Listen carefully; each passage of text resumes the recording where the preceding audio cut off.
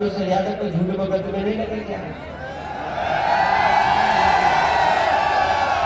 क्या जोड़ेंगे पे झूठे बोलकर तुम्हें नहीं लगे?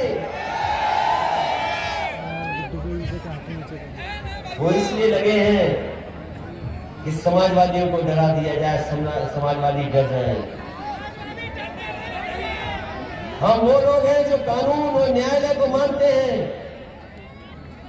हमें भरोसा है इस बात का कि मोहम्मद आजम खान साहब, उनके परिवार को भी न्याय मिलेगा। रामेश्वर और उनके परिवार के सदस्यों को भी, जोगिंदर के सदस्यों को भी एक दिन न्याय मिलेगा। वो हमारे बीच में होंगे। और सरकार से मिलकर के जो छिपके लगे हुए हैं, हम उनसे कहेंगे अपनी पार्टी के नेताओं से कि जो पीछे होकर के हम लोगों को धोखा दे रहे हैं, उनकी भी सूची बना लो। सामने से जो दिखाई दे रहे हैं वो हमें भी दिखाई दे रहे हैं, लेकिन कुछ लोग पीछे से भी धोखा दे रहे हैं। उनसे भी हमें सावधान रहना पड़ेगा।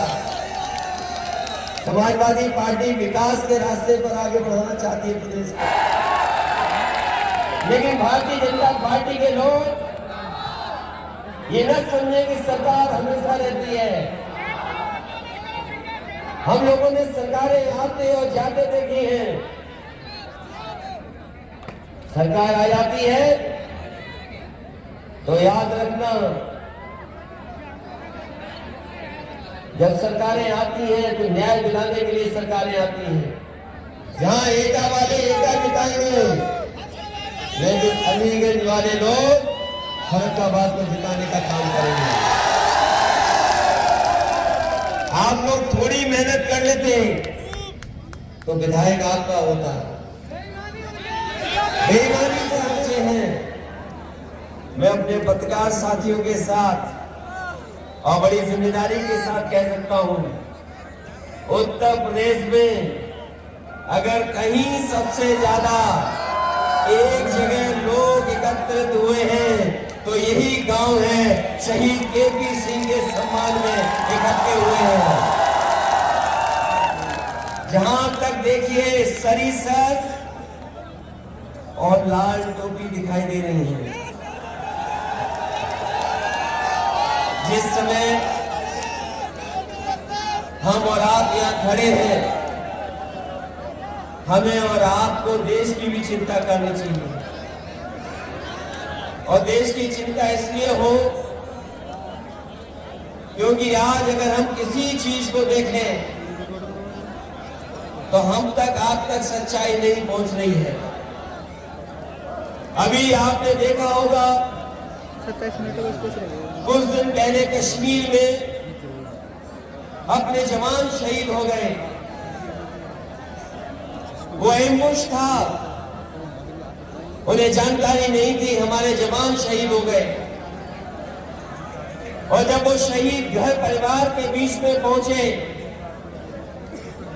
तो वहां पर ऑर्डर था कि जो कॉफिन खोला नहीं जाएगा, जिस डब्बे में उनका शहीदों का पार्थिव शरीर आया है वो डब्बा नहीं खोला जाएगा। परिवार के लोगों ने जानना चाहा क्यों नहीं खोला जाएगा, तो उन्होंने कहा कि बस इस डब्बे के अंदर, कॉफिन के अंदर शहीद के थोड़े बहुत कपड़े हैं, कुछ बचा ही नहीं है। देख करके क्या करेगा परिवार।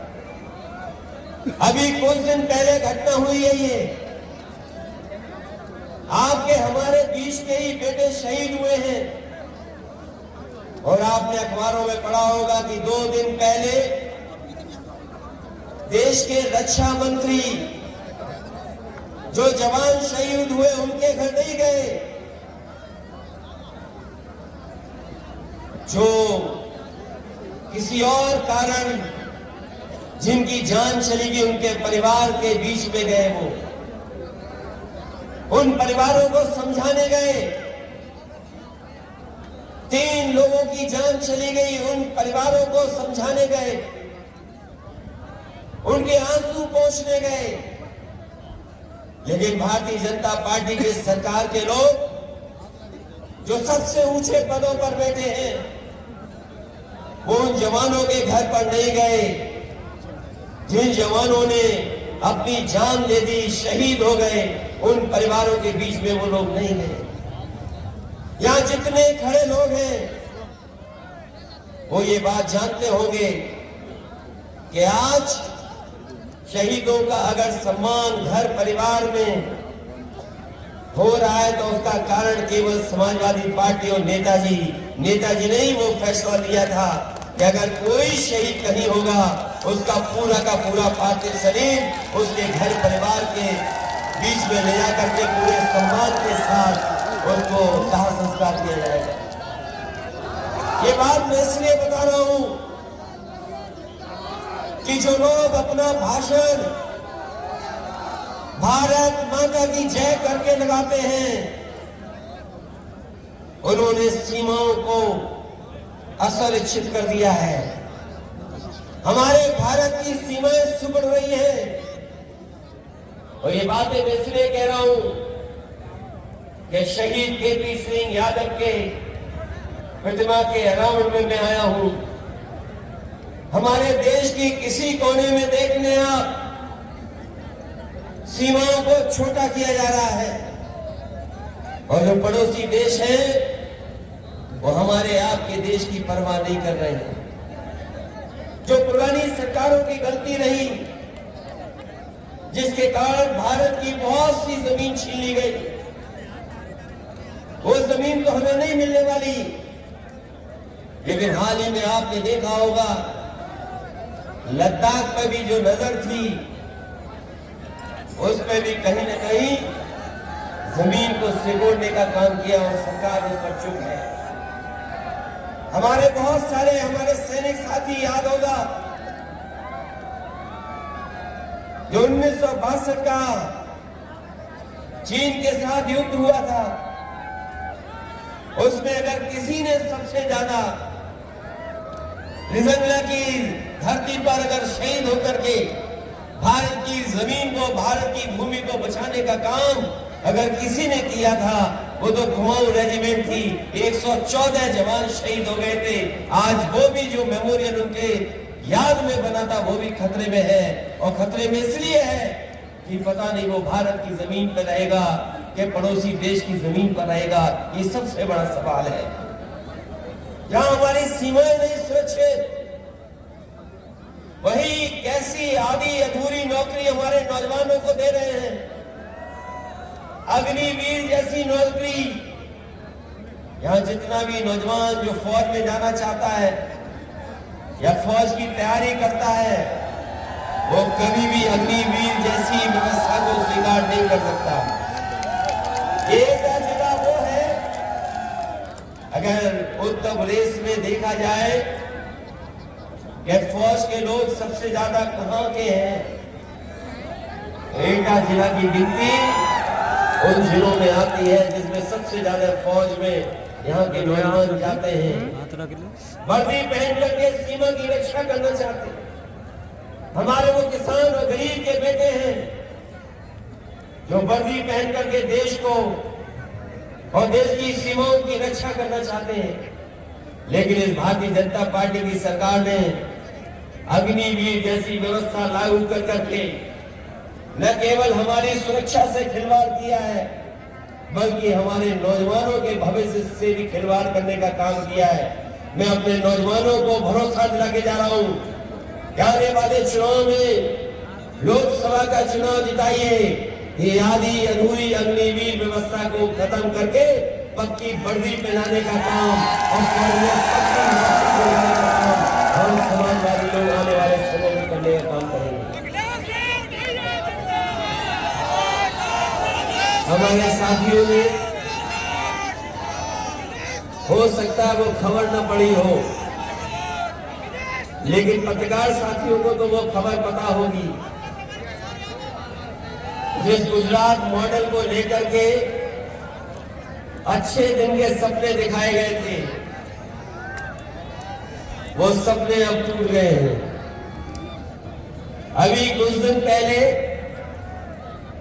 एक हवाई जहाज में कुछ लोग अमेरिका में जाना चाहते थे, लेकिन फ्रांस की सरकार को पता लग गया कि हवाई जहाज में जो लोग जा रहे हैं उनके पास जो कागज होने चाहिए वो कागज नहीं है उनके पास।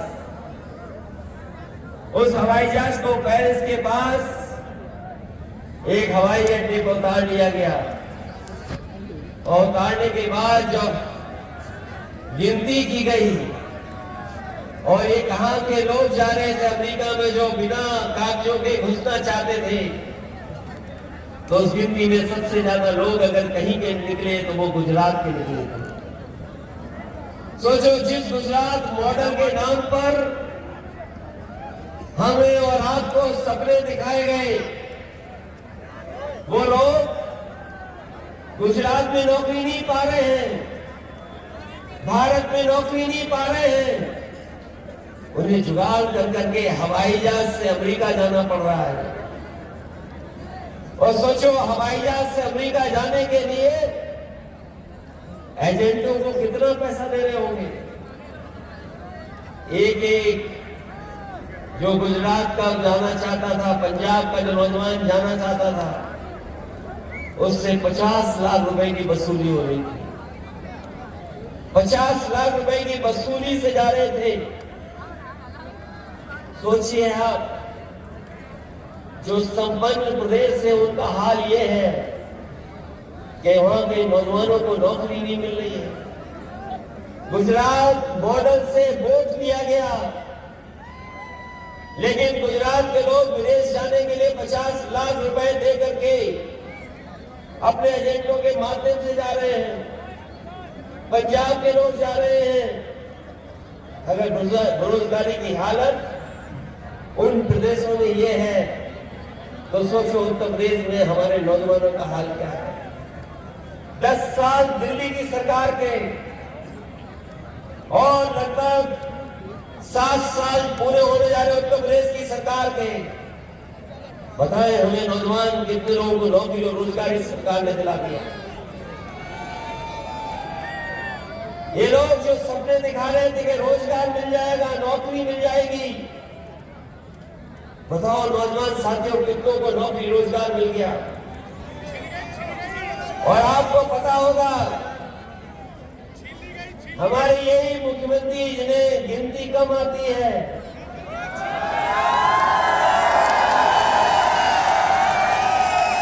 वो 46 में 56 की गिनती गिनते हैं। उन्होंने विधानसभा में खड़े होकर के कहा कि उत्तर प्रदेश में 40 लाख करोड़ रुपए का निवेश हुआ है। बताओ एटा वालों, कहीं निवेश आपको दिखाई दे रहा हो तो बता दो। फर्रुखाबाद के लोग बताएं 40 लाख करोड़ कहां है? बता रहे निवेश हुआ है 40 लाख करोड़ का। ये बात अलग है। जिन्होंने अखबार ध्यान से पढ़ा होगा, आज भी 25 किलो गांजा पकड़ा गया है। कुछ दिन पहले महोबा में पकड़ा गया था, उससे पहले गोरखपुर में पुलिस में ही पकड़ा गया। सवाल ये नहीं है कि गांजा पकड़ा जा रहा है, सवाल ये गांजा जा कहां रहा था। बताओ पत्रकार साथियों, अगर गलत बात हो तो बता दो आप। आज की अखबारों में खबर है कि नहीं है? सोचिए आप, 40 लाख करोड़ निवेश आ रहा है और कहीं एक नौजवान को नौकरी रोजगार नहीं मिला। जो लोग कह रहे हैं कि नौकरी रोजगार मिल गया है, उन्हें जाएं और देख करके आए कि उत्तर प्रदेश में हर घर में नौजवान रोजगार बैठा है, घर घर रोजगार है, और वो सपना देख रहे हैं कि कब उन्हें रोजगार और नौकरी मिलेगी। यही बीजेपी के लोगों ने सपना दिखाया कि किसानों की आय दोगुनी हो जाएगी, और अगर हिसाब किताब लगाओगे डीजल, पेट्रोल, खाद, बीज, कीटनाशक दवाई, ट्रैक्टर, ट्रॉली और तमाम चीजों का, तो बताओ आज की महंगाई में क्या हमारे किसानों की आय दोगुनी हो गई?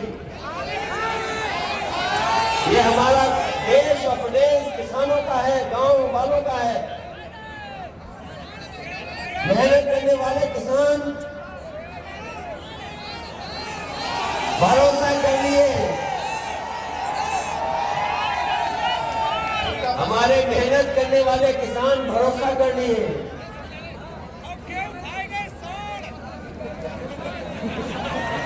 हमारे किसान केवल महंगाई से दुखी नहीं है, ये दुखी इस चीज से भी है जो बताई जा रही है। और केवल हमारा किसान और गांव और खेत वाले नहीं परेशान हैं। आप लखनऊ से आओ, सड़कों के किनारे आजकल जो ट्रैफिक पुलिस से ज्यादा भर्ती करनी है वो चलती नहीं। बताओ, सड़कों पर निकल जाओ, ट्रैफिक पुलिस से ज्यादा आपको कुछ दिखाई दे रहा है कि नहीं दिखाई दे रहा?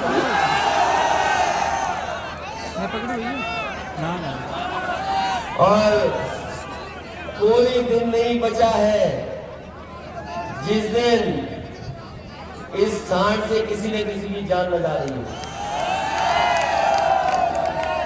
और अगर आप ज्यादा सांड गाओगे तो बीजेपी वाले कहेंगे हमारी नंदी है, तब क्या करोगे?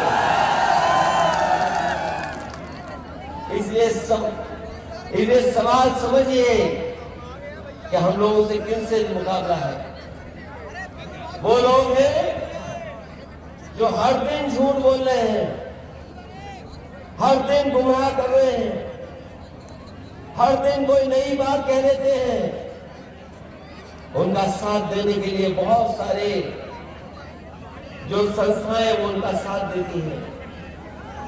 ये सही है कि आज बेरोजगारी चरम सीमा पर है, महंगाई चरम सीमा पर है और इसके साथ साथ अन्याय भी चरम सीमा पर है। आज सबसे ज्यादा उत्पीड़न अन्याय अगर किसी पर हो रहा है तो वो समाजवादियों पर हो रहा है। हर जगह जहां कहीं आप पाओगे सबसे ज्यादा भेदभाव अगर कोई सरकार कर रही है तो ये भारतीय जनता पार्टी की सरकार है जो भेदभाव कर रही है। ये जो भी झूठे मुकदमों से लेकर के और अन्याय को लेकर के जो इस तरीके से व्यवहार हो रहा है सरकार का, उसकी आप कल्पना नहीं कर सकते। केवल हमारे आपकी पार्टी के नेता नहीं, अगर आम जनता ने भी कहीं अगर सवाल किया तो ये सरकार उसके खिलाफ कार्रवाई कर रही थी। ये हमारे पत्रकार साथी भी खड़े हैं, ये भी सच दिखाना चाहते हैं, ये भी सही खबरें दिखाना चाहते हैं, लेकिन कई बार इनके सामने भी मजबूरी है जिसके कारण सच नहीं दिखा पा रहे। अगर सच दिखाएंगे तो हो सकता है इनके ऊपर भी मुकदमा लग जाए। हम ऐसे बहुत सारे पत्रकार साथियों को मिले हैं जिन्होंने कोई खबर अगर चला दी तो अधिकारियों से लेकर के ऊपर से आदेश आ गया है। लेकिन सच्चाई ये है कि ये पत्रकार भी चाहते हैं कि भारतीय जनता पार्टी का सफाया उत्तर प्रदेश हो। केवल यही नहीं, आपने हमने देखा है कि मोहम्मद आजम खान साहब, उन पर झूठे मुकदमे लगा करके उन्हें जेल भेज दिया। और उत्तर प्रदेश नहीं, केवल पूरे देश के अगर पॉलिटिकल नेताओं में अगर कहीं देखोगे आप तो अगर कहीं अन्याय हुआ तो समाजवादी नेताओं के ऊपर अन्याय हुआ। चाहे वो मोहम्मद आजम खान साहब हो, उनके बेटे, उनके परिवार के और लोग हो, उन पर झूठे मुकदमे लगा करके उन्हें जेल भेज दिया। समाजवादी पार्टी और आपके विधायक, पूर्व में रहे आपके बीच में विधायक, क्या नाम?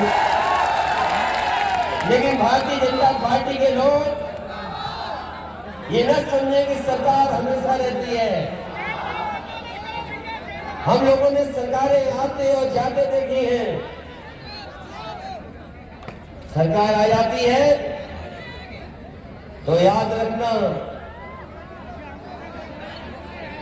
जब सरकारें आती हैं तो न्याय दिलाने के लिए सरकारें आती हैं, किसी के साथ अन्याय करने के लिए सरकारें नहीं बनती हैं।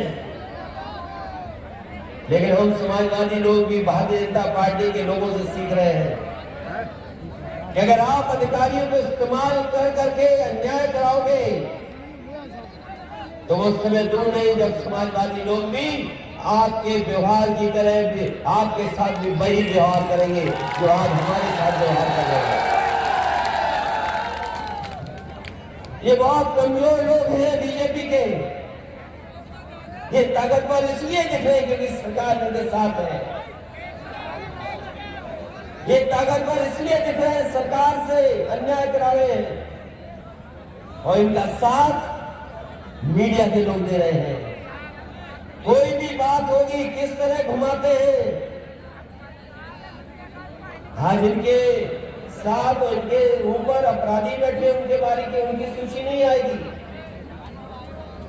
क्या भारतीय जनता पार्टी में अपराधी नहीं है? क्या भारतीय जनता पार्टी के लोग जमीनें नहीं कब्जा कर रहे? क्या भारतीय जनता पार्टी के लोग गरीब किसान और समाजवादी कार्यकर्ताओं पर झूठे मुकदमे नहीं लगा रहे? जो लोग आरोप लगाते थे कि एक ही लोग की सरकार चलती है, मुझे याद है कि समाजवादी लोग पे आरोप लगाते थे कि एक ही लोग की सरकार है, एक ही लोग को लाभ मिल रहा है। अभी जब विधानसभा में किसी बात को लेकर के चर्चा हुई तो हमारे मुख्यमंत्री जी कहते हैं कि पहले नौकरियों में 46 में 56 यादव हो जाते थे। मैंने खड़ा होकर के उनसे पूछा कि वो सूची कहां है 46 में 56 वाली? और एक बार नहीं, मैंने कई बार पूछा और फिर आज पूछता हूं इस मंच के माध्यम से कि बताओ, अगर आपने सदन में कहा है कि 46 में 56 एसडीएम हो गए थे,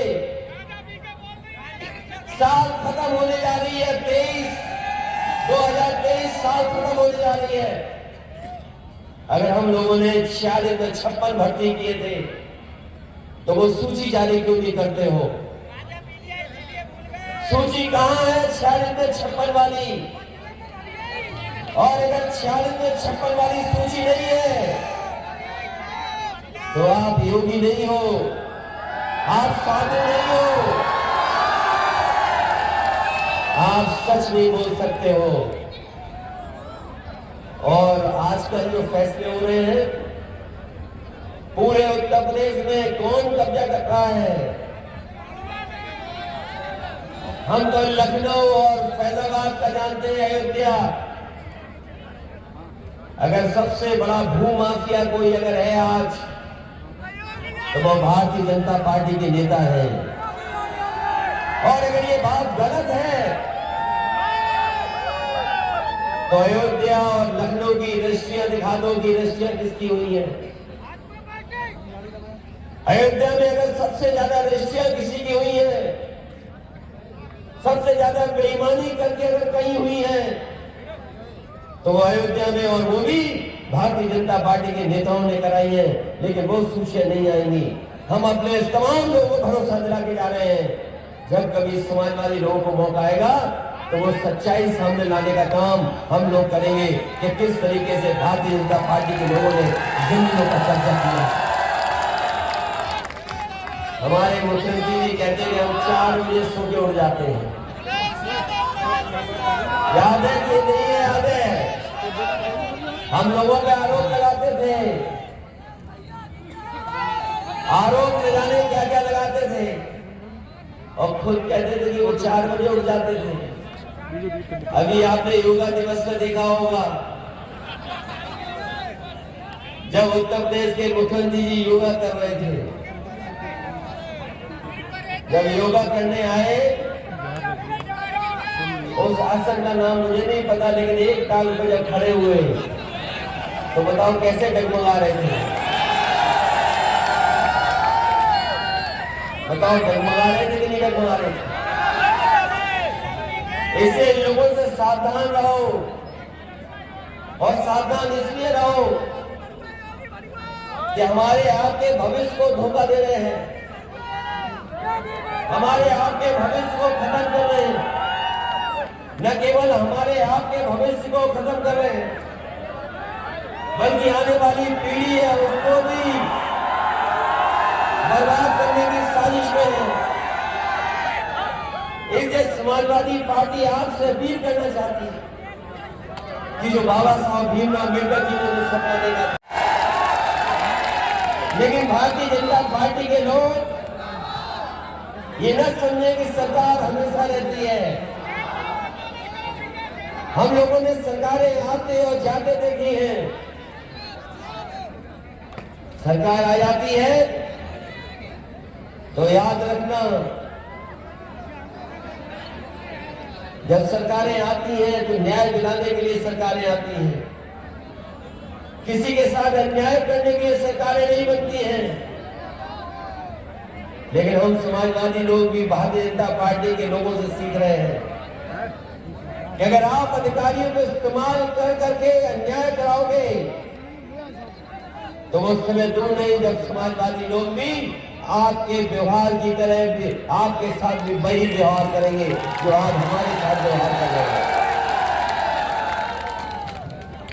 ये बहुत कमजोर लोग हैं बीजेपी के। ये ताकतवर इसलिए दिख रहे हैं क्योंकि सरकार इनके साथ है। ये ताकतवर इसलिए दिख रहे हैं सरकार से अन्याय करा रहे हैं, और इनका साथ मीडिया के लोग दे रहे हैं। कोई भी बात होगी किस तरह घुमाते हैं। आज इनके साथ और इनके ऊपर अपराधी बैठे, उनके बारे की उनकी सूची नहीं आएगी। क्या भारतीय जनता पार्टी में अपराधी नहीं है? क्या भारतीय जनता पार्टी के लोग जमीनें नहीं कब्जा कर रहे हैं? क्या भारतीय जनता पार्टी के लोग गरीब किसान और समाजवादी कार्यकर्ताओं पर झूठे मुकदमे नहीं लगा रहे? जो लोग आरोप लगाते थे कि एक ही लोगों की सरकार चलती है, मुझे याद है कि समाजवादी लोग पे आरोप लगाते थे कि एक ही लोगों की सरकार है, एक ही लोगों को लाभ मिल रहा है। अभी जब विधानसभा में किसी बात को लेकर के चर्चा हुई तो हमारे मुख्यमंत्री जी कहते हैं कि पहले नौकरियों में 46 में 56 यादव हो जाते थे। मैंने खड़ा होकर के उनसे पूछा कि वो सूची कहां है 46 में 56 वाली, और एक बार नहीं मैंने कई बार पूछा, और फिर आज पूछता हूं मैं मंच के माध्यम से कि बताओ, अगर आपने सदन में कहा है कि 46 में 56 एसडीएम हो गए थे, साल खत्म होने जा रही है 2023 साल खत्म होने जा रही है। अगर हम लोगों ने 46 में 56 भर्ती किए थे तो वो सूची जारी क्यों नहीं करते हो? सूची कहां है 46 में 56 वाली? और अगर 46 में 56 वाली सूची नहीं है तो आप योगी नहीं हो, आप साधु नहीं हो, आप सच नहीं बोल सकते हो। और आजकल जो फैसले हो रहे हैं पूरे उत्तर प्रदेश में कौन कब्जा कर रहा है? हम तो लखनऊ और फैजाबाद का जानते हैं, अयोध्या। अगर सबसे बड़ा भू माफिया कोई अगर है आज तो वो भारतीय जनता पार्टी के नेता हैं। और अगर ये बात गलत है तो अयोध्या और लखनऊ की रजिस्ट्रियां दिखा दो कि रजिस्ट्रियां किसकी हुई है।